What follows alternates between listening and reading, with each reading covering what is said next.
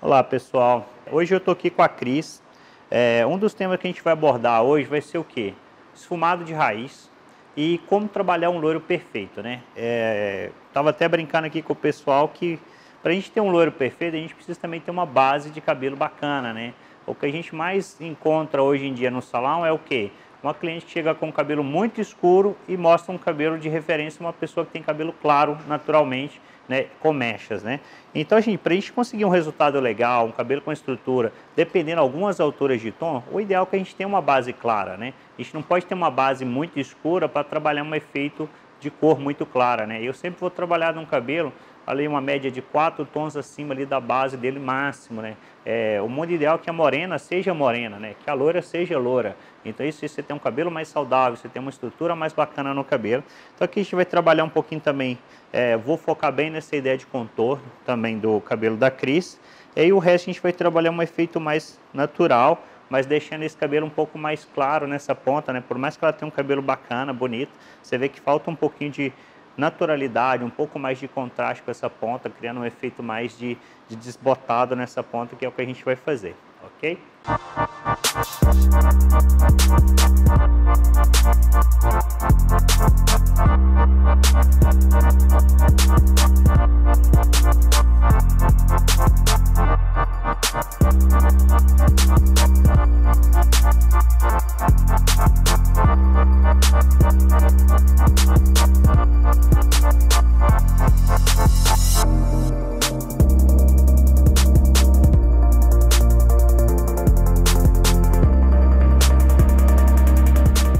Então pessoal, aqui no cabelo da Cris, como ela já é loira, eu já vou trabalhar um contorno um pouco mais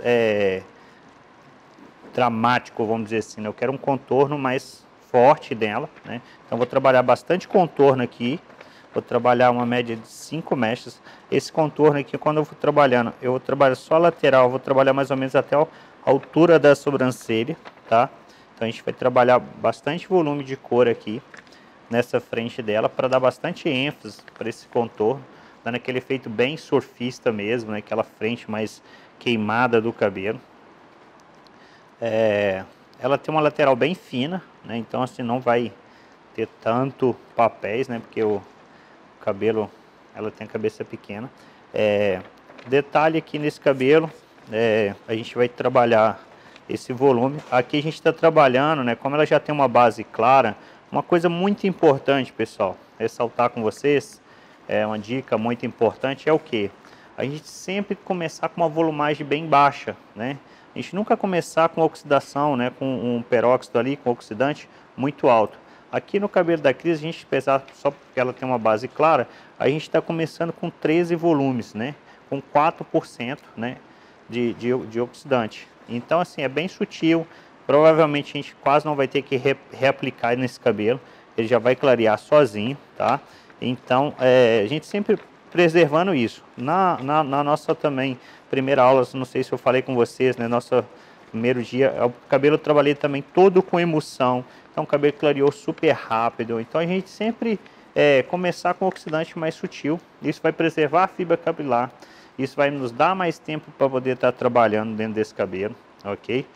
Então, a gente poder ter esse princípio. Então, eu normalmente no meu dia a dia, eu sempre começo com oxidante de 20 volumes, dependendo do cabelo, né? Só se for um caso como esse, ou um caso uma morena, que é um cabelo que quer bem pouquinho, eu vou começar com 13.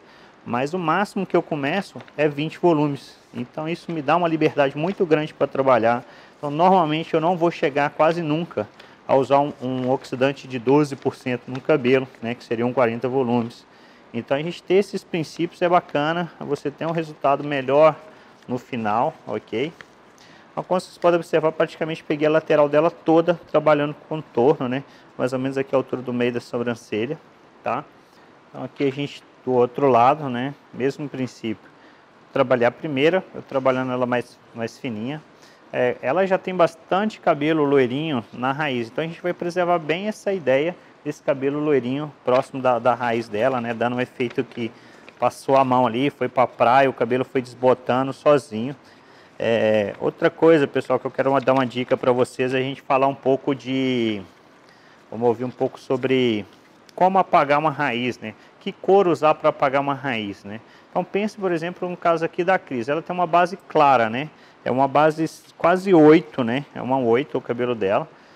Então a gente não poderia trabalhar nesse cabelo, por exemplo, uma base 6, né? Ela estaria escurecendo esse cabelo. Então sempre quando a gente pensar em apagar raiz, a gente tem que pensar na altura de tom do cabelo. Então o ideal é que a cor seja o mais próximo do tom natural da cliente. Então a gente sempre olhar isso, né, para a gente poder estar conseguindo fazer um bom resultado e a gente trabalhar, né, no final aí com o fundo de clareamento, com a matize para esse fundo de clareamento, para evitar posteriormente que esse cabelo fique avermelhado, essas coisas. Outra coisa, sempre trabalhar também com oxidante baixo na hora que for apagar a raiz, de preferência aí 1,9, porque eles evitam fazer esse efeito de oxidação no cabelo. Então o cabelo vai evitar que esse cabelo oxide e posteriormente esse cabelo venha clarear, né? É uma queixa comum que a gente tem. A cliente às vezes volta e fala, ah, na minha raiz abriu um pouquinho o tom da raiz, né? As pessoas sempre comentam isso. Então, tomar cuidado com isso vai evitar que tenha esse processo, ok? Então agora a gente vai voltar aqui para o contorno, né? Para o topo da cabeça. Como eu sempre falei aqui, ela tem, tá vendo? A gente, quando tem esse efeito arredondado, eu sempre gosto de trabalhar aqui horizontal. Então a primeira a gente vai pegar quebrando essa quininha aqui do cabelo. A segunda, até a gente encontrar essa parte de trás, que é desses conjuntos aqui da lateral, ok? A gente começa primeiro. Ela tem muito cabelo curtinho, tá, pessoal? Então a gente vai sempre, esse pente também ajuda a preservar esses cabelos curtinhos. Aqui a gente, como ela tem uma raiz clara, a gente já vai passar um pouquinho mais sutil nessa parte de cima aqui. Não quero, sempre aquele princípio do pincel um pouco mais em pé, né? O pincel vai estar em pé para tirar esse excesso da raiz, tá? A gente trabalhou aqui. Aqui em cima no cabelo dela a gente vai trabalhar mais ou menos umas 4 a 5 mechas desse topo da cabeça, tá? Vou deixar aí. Não desfia muito também, tá, pessoal? Se a gente trabalhar, a gente quer um efeito de franja e desfia demais esse cabelo, não vai dar aquela franja que a gente quer. Então, o ideal é deixar o cabelo mesmo, né? Pegar um volume maior de cabelo, para que esse cabelo, na hora que ele abrir, né, na hora que terminar, tem uma diferença maior com o restante, né? Ele tem uma ênfase maior nesse contorno, né? E um detalhe, no contorno ele não tem intervalo, tá, pessoal? O contorno, sempre que a gente trabalha contorno, a gente trabalha sem intervalo, né? Uma mecha após mecha, que a gente chama aí de back to back, né? Uma mecha após a outra. Então essa mecha não tem intervalo entre ela. O eriçado ele é pouco também, não pode ser muito, senão ele vai dar muito fundo. Sempre como eu falei antes, a gente vai desfiar um pouco mais próximo à raiz, né? Quando a gente está trabalhando contorno, o desfiado ele fica mais próximo à raiz para poder conseguir um volume maior de cor na ponta. Quando a gente desfia a partir da ponta, a gente está tirando aquele excesso de cabelo da ponta. Então quando a gente tira esse excesso de cabelo da ponta, a gente está também diminuindo o volume de cor que chega até o final, ok? Então sempre a gente vai desfiar um pouco mais próximo à raiz para preservar esse volume de cor na ponta. Aqui vocês podem ser eu desfio mais próximo, tá vendo? Um pouco mais próximo à raiz, sem perder esse volume de cor aqui na ponta do cabelo. Como eu disse antes, o contorno dela a gente está trabalhando um pouco mais, né? Aproveitar que ela tem uma base maravilhosa de cabelo, então a gente vai brincar um pouquinho mais. 4, vou trabalhar aqui mais uma, para a gente fechar esse contorno. Pronto, terminamos aqui o contorno.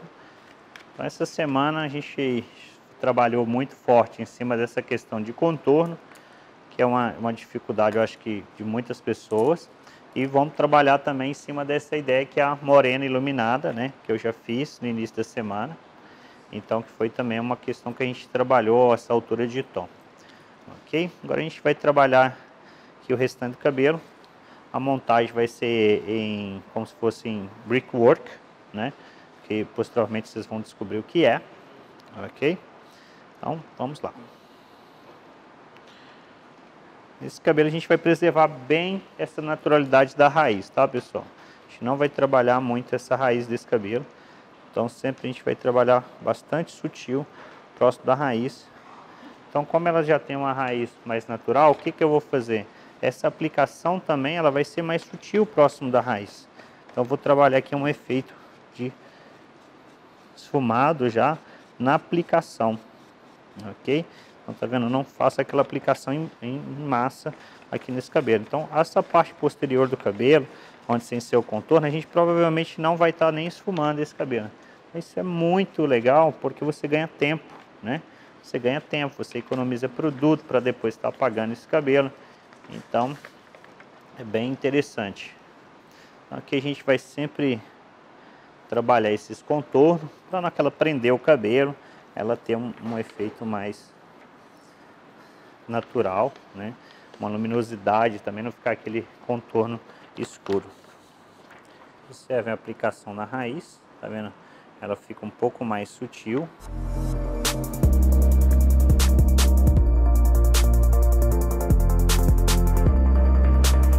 Pessoal, então aqui a gente está terminando o cabelo da Cris, né?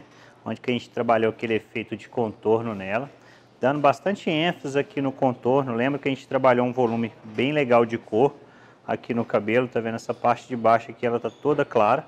A gente pegou bastante volume aqui, então para dar esse efeito mais natural, ela já tinha uma base muito bacana, né? Então a ideia era que fosse realçar mesmo isso que ela já tinha, dando bastante naturalidade na raiz, mas criando essa luminosidade nesse contorno dela. É isso aqui. A gente trabalhou alguns flashes nesse comprimento e ponta, mas sem mexer muito nessa base, só para criar nuance dentro dele. Ok? Espero que vocês tenham gostado. Estamos terminando por hoje. Tá muito bacana, né? Eu acho que vocês estão gostando. Espero que sim. O material foi feito, como eu disse antes, com muito carinho para vocês. Tem respondido algumas perguntas, né? O pessoal está me deixando. Eu quero que você deixar bem claro que eu vou estar respondendo as dúvidas que vocês tiverem. Então, se você tiver alguma dúvida, manda para mim, deixa a sua dúvida aqui embaixo, que eu quero responder a sua dúvida o mais rápido possível, tá?